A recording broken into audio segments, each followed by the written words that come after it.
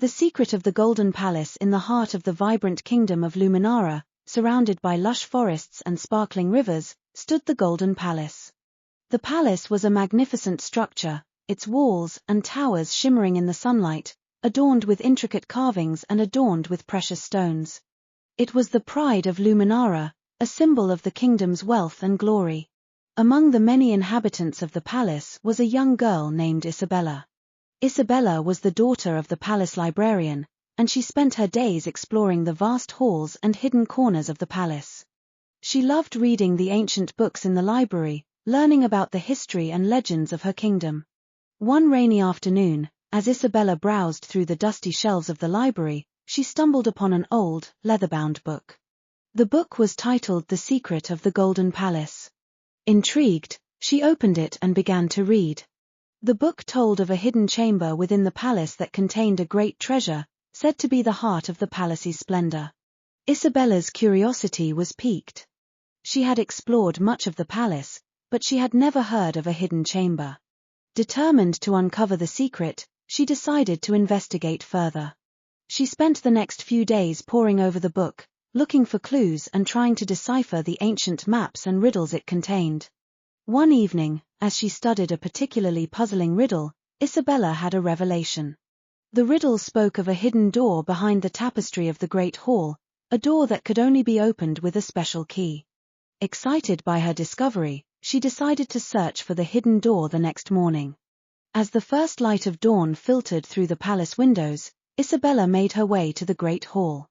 She carefully examined the tapestry, looking for any signs of a hidden door. After a few moments, she noticed a small, barely visible seam in the wall behind the tapestry. Her heart raced with excitement as she gently pressed against it. To her astonishment, a small door swung open, revealing a dark, narrow passage. Isabella entered the passage, her steps echoing softly on the stone floor. The air was cool and damp, and the only light came from the flickering torch she carried.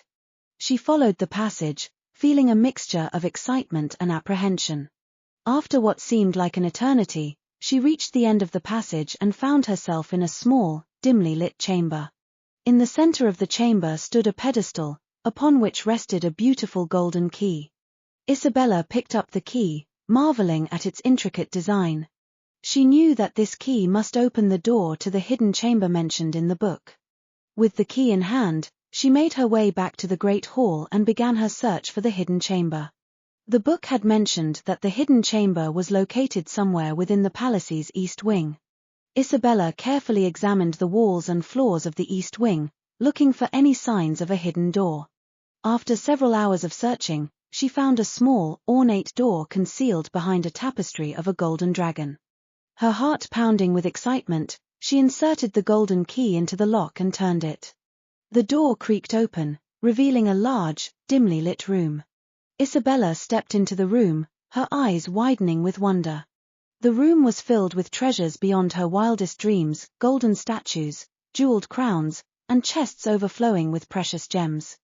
But what caught her attention the most was a large, golden chest in the center of the room. She approached the chest and opened it, revealing a magnificent golden heart, encrusted with diamonds and rubies. As Isabella gazed at the golden heart, she felt a deep sense of awe. She realized that this was the treasure mentioned in the book, the heart of the palace's splendor.